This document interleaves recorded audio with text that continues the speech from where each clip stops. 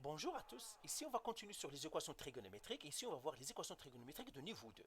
Une équation trigonométrique de niveau 2, c'est quand j'ai deux fonctions trigonométriques dans l'équation. Et j'en ai ici. J'ai sinus au carré x et puis j'ai sinus x. Donc je vois le sinus, il apparaît deux fois dans mon équation.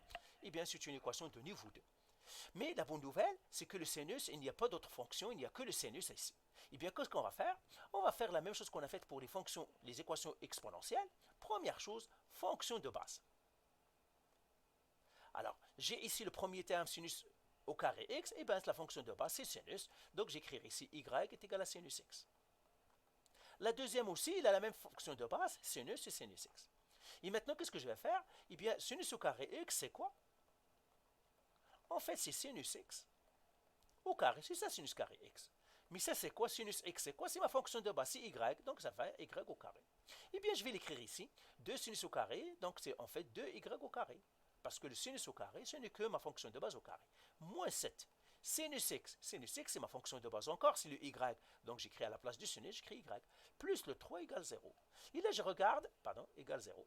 Et là je regarde, qu'est-ce que je suis arrivé à quoi? Ben, je suis arrivé à une équation quadratique. Et ça, les équations quadratiques, on sait les résoudre. Ben, il y a plusieurs manières de résoudre la quadratique, la formule quadratique, produit somme, ben, plein de manières. Et c'est erreur, ben plein. Ben, tout simplement, je vais faire la formule quadratique A égale, B égale, C égale. Donc A égale à 2, B égale à moins 7, et C est égal à 3. Et je sais que maintenant le Y, ça serait moins B plus ou moins racine carrée B au carré, attention, mettez les B entre parenthèses. J'ai vu beaucoup d'erreurs. Vous ne mettez pas les B, quand le négatif, vous ne mettez pas les parenthèses, vous avez de fausses réponses sur 2A. Et là, ça serait Y est égal à moins 7, plus ou moins racine carrée de moins 7 au carré, moins 4 fois le 2, fois le 3, le tout sur 6. 2 fois 3, c'est 6. Alors, moi, je ne vais pas continuer ça. Je laisserai continuer parce que vous savez faire ça. Et vous allez trouver que y1 est égal à 3 et y2 est égal à 1 demi. Donc, j'ai trouvé les y. J'ai trouvé y1, j'ai trouvé y1 égal à 3. Et puis j'ai trouvé y2 égal à 1 demi. Ça veut dire y il peut être égal à 3 ou bien 1 demi. Mais moi je ne cherche pas y, je cherche x. Mais j'ai avancé quand même en trouvant y.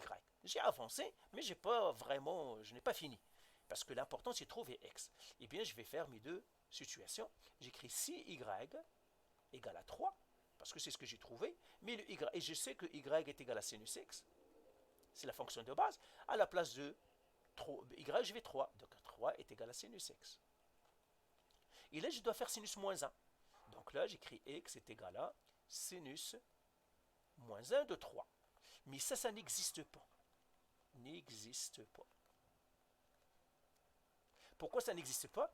Parce que le sinus ne dépasse jamais moins 1 et 1. Il est toujours entre moins 1 et 1. Pour vous convaincre, vous pouvez le donner à la calculatrice. Regardez ce que ça vous donne. Et ça va. Ça n'existe pas, donc j'écris ça impossible. Donc le sinus est toujours entre moins 1 et 1. Sinus entre moins 1 et 1. Si je vois que j'ai un sinus plus grand que 1 ou plus petit que moins 1, eh bien c'est que c'est impossible. Donc celle-là ici, je la barre, c'est impossible. Maintenant, je vais faire l'autre situation. Maintenant, je vais écrire si y est égal à 1 demi. Là, je vais écrire encore y est égal à sinus x. À la place du y, j'écris 1 demi égal à sinus x. Là encore, qu'est-ce que je dois faire? Je dois faire sinus moins 1. Donc, je dois faire sinus moins 1 de 1 demi égale à x.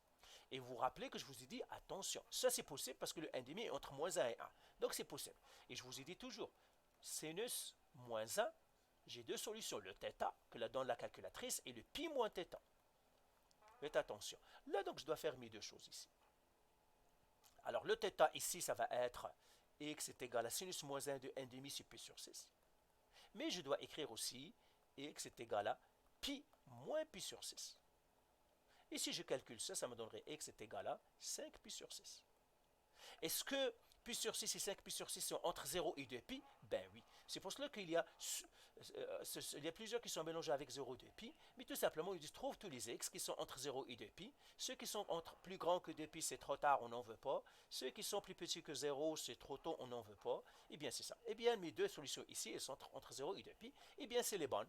Là, je vais faire réponse. x égale à pi sur 6.